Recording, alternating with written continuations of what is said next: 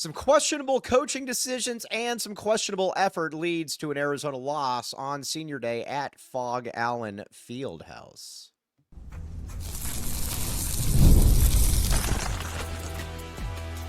You are Locked On Wildcats, your daily podcast on the Arizona Wildcats. Part of the Locked On Podcast Network, your team every day. Thanks for keeping it locked on Wildcats and making this your first listen of the day. Locked on your team every day. All right, here on the postgame show, Arizona drops to Kansas in a very frustrating way. And again, when Arizona loses games, it's because it basically makes some odd decisions that leave you scratching your head at times. And this one was Hunter Dickenson. Arizona went into this game against Kansas basically deciding that you're going to sit here and put 6'6" Tobe Awaka on 7'2" Hunter Dickenson, and it did not work. I don't get that. I don't think that anybody quite understood that one. I know that I didn't get that. And then when it comes to what happened, why the reasoning was, well, I think the reasoning was, well, you didn't want Henry Vasar to get into trouble or get into foul trouble. That didn't really matter. And honestly, that didn't really matter because you're going against a guy who's 7'3" or 7'2", who, while limited, was still able to shoot all over Tobe Awaka, and Henry Vasar still got into foul trouble. So it didn't really matter. Now, the other thing too that I think was very frustrating about this game as well is that this was an Arizona squad as well that you watched them and you're just like, all right, are you really, really that engaged? Are you really? And there were times when Arizona got back into the game and you're like, okay, cool. And then there were other times too where you're like, all right, this just doesn't look. And Zeke Mayo was another perfect example of that. Zeke Mayo did not look good. But guess what? Arizona just allowed him to shoot open threes, so he did look good. Zeke Mayo has not played well this season for a good percentage of the season because, again, Zeke Mayo has been he's a little bit limited. But Arizona just decided that they were going to give him wide open threes, and he torched them 5 out of 6, I believe. And these were the kind of threes too that didn't even hit the rim or they didn't even hit the net. They were in, they were out, and it just like I said, it looked really, really good. Arizona, though, didn't deserve to win this game. Now, you could say that, Kansas isn't great. Kansas is not great. Kansas is very, very beatable. But at the same time, you can also sit here and say, too, that Arizona, when he doesn't bring its best effort, it's not going to be – the margin for error for this team is not big. There's a very, very small margin for error. And I think the thing that you are also a little bit concerned about with this team too is, at what point too do you just start to wear down? Now, there were a couple good aspects to this game that I think that we do need to focus on because again, we've been fairly hard on this, or I've been, fairly hard of late. But at the same time, there were some pretty good things, and we're going to talk about that as well. But overall, this was just a frustrating performance. You got to figure that this is going to be an Arizona team that's probably going to be what? Probably a 5 or a 6 seed at this stage, something like that. And I don't honestly know that it's going to get much better than that. Now, I will say that I do think that Arizona is going to beat Kansas in their rematch, but this was a game, and again, this was a game that Arizona could have won. And I think that's what's frustrating for so many people is that Arizona could have won this game, but it didn't. And again, we're kind of here where we are, where you're just kind of always like, all right, well, here we go again, right around the corner. And there's some frustrations as well. KJ Lewis was terrible. Don't know how else to say it. KJ Lewis was absolutely awful. He is I don't understand why KJ is shooting threes.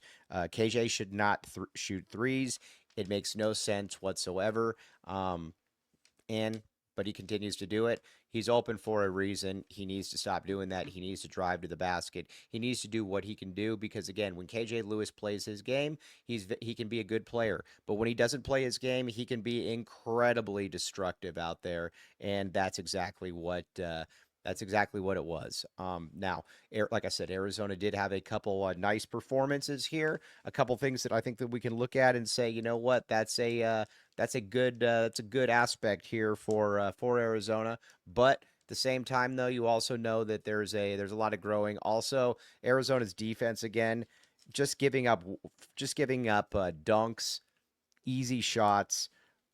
What are we doing here? I mean, KJ Adams is not that great of a player, and guess what? They still were able to do basically whatever they wanted, and I think that's the part that's frustrating is that Arizona just kind of allowed guys to do what they do, and when Arizona doesn't play well, it's generally the same exact reason because you're allowing guys to be able to get into their spots and basically be able to do exactly what they want to be able to do. That's what's frustrating about this entire team is that you know what some of the issues are, and it doesn't really matter.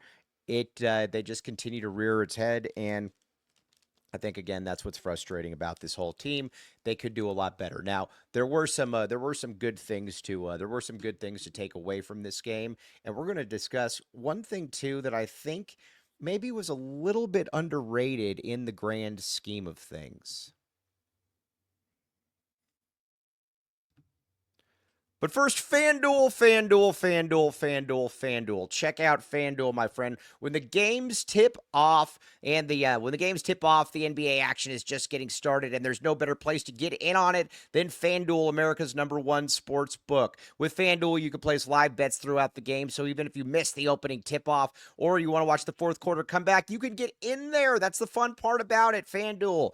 And again, when you get in with FanDuel, you also know as well that your money is good. And again, I love the live betting feature. You can get in there, and you know what? You can see like midway through the third quarter, whatever the case may be, you're like, okay, midway through the third quarter, Arizona, or let's say the Lakers, you're like, you know what? I like the vibe of this. I think Vegas is underestimating them a little bit. That's when you get in there. That's where you make it happen with FanDuel. Right now, new FanDuel customers can get $150 in bonus bets if your first $5 bet wins. Just visit FanDuel.com to join today. That's FanDuel.com for your shot at $150 in bonus bets. Make every moment count with FanDuel, the official sports betting partner of the NBA. FanDuel, again, you got basketball here in high gear. Basketball is an impossibly fun game to bet on. Check it out, FanDuel.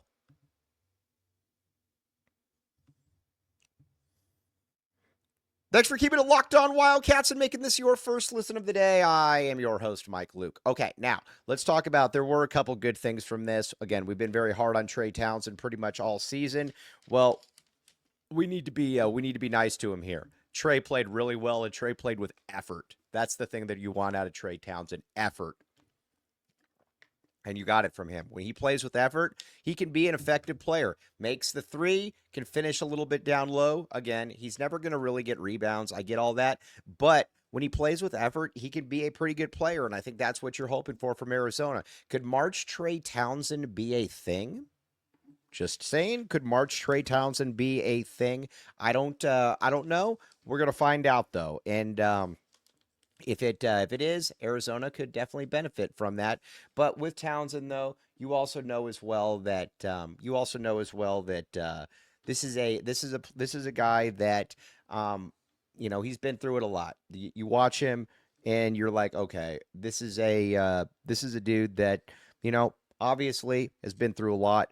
And if he can just continue to play like he did in that game, I think Arizona's going to be okay. That's the thing, though. He's got to be able to get through this and play. And if he does that, Arizona's going to be in much better shape. Because, there's obviously going to be some limitations. Carter Bryant, as much as I love him, he's still a young dude. He's still not where Arizona needs him to be at this point. I think he's going to need another season. But when you got when you got guys like that are struggling, and Trey Townsend comes in and he plays good, that's something that you can certainly hang your hat on. Got to give a lot of shout outs to Trey Townsend. A lot of love to Trey Townsend because again, he is he's been like I said, he's been through the ringer, but he played really, really well. Jaden Bradley was fantastic. Jaden Bradley, outside of Hunter Dickenson, was probably the best player on the court. He controlled things. He's never going to be a volume assist guy. That's not really his game, but what he can do, he can get downhill. He can get to the hoop. He can do a lot of different things, and he played, like I said, he played well. The little mid-range paint jumper was falling.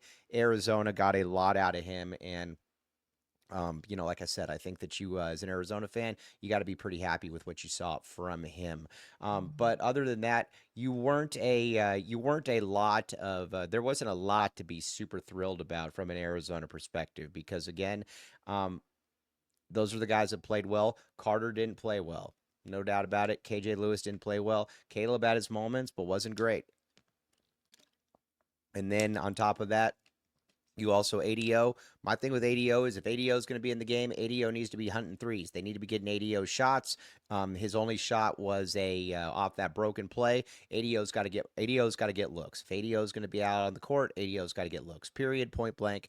End of story. And that really hasn't been the case in these games because he's not out there for defense. I think we know that. Love ADO, but he's definitely not out there for defense. That's got to be something that I think that the Tommy Gun's got to be able to figure out.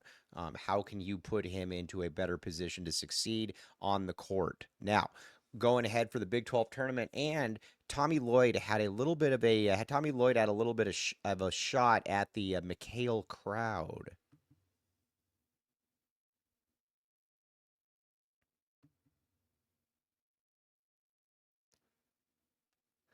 Thanks for keeping it locked on Wildcats and making this your first listen of the day. I am your host, Mike Luke. All right. The Big 12 tournament is here. Arizona's likely to play Kansas again. And honestly, I think that Arizona is going to beat Kansas. I give Kansas a lot of give Kansas credit. They should have won that game. They played better than Arizona. There's no doubt about it. They deserve to win that game. Arizona's effort was just not there. But I do think that Arizona is going to win the rematch.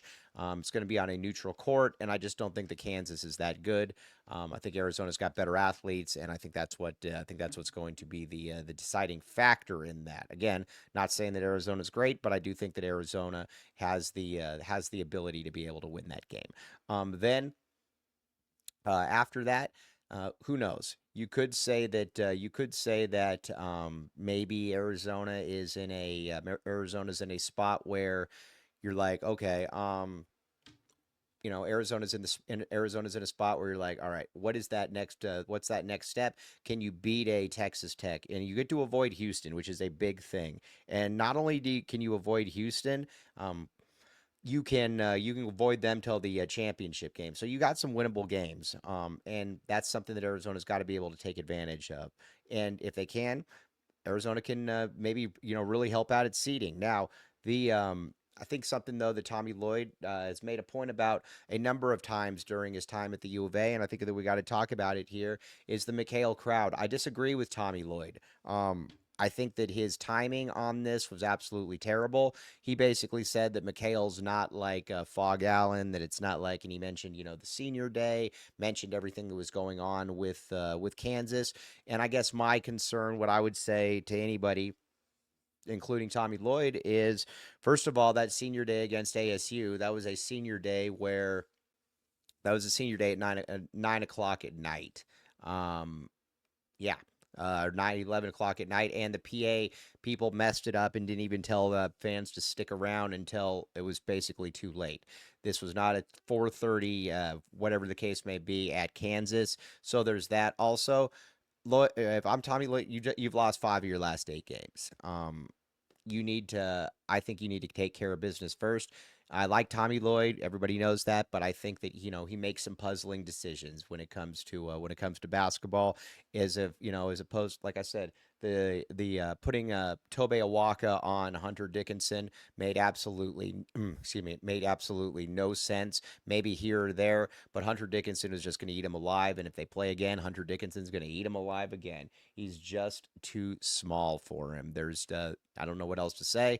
And there's some other things. Tommy Lloyd has kind of let some players run amok in the past, and he is I think if you're going to ask for a commitment and dedication and reliance from the fans, I think that you've also got to ask that from yourself. So yes, maybe McHale crowd could be a little bit better, but I don't think that's the reason for anything. And Arizona just needs to be better, period. Okay, now We're going to be we're going to be breaking down the Big 12 tournament in depth going forward, all the teams that you need to know, because there's a lot of interesting aspects to this tournament and what that means for NCAA tournament seeding, because it's right around the corner. I mean, we're less than a week out, Selection Sunday. But as always, thanks for making Locked On Wildcats your first listen of the day. Locked On, your team every day.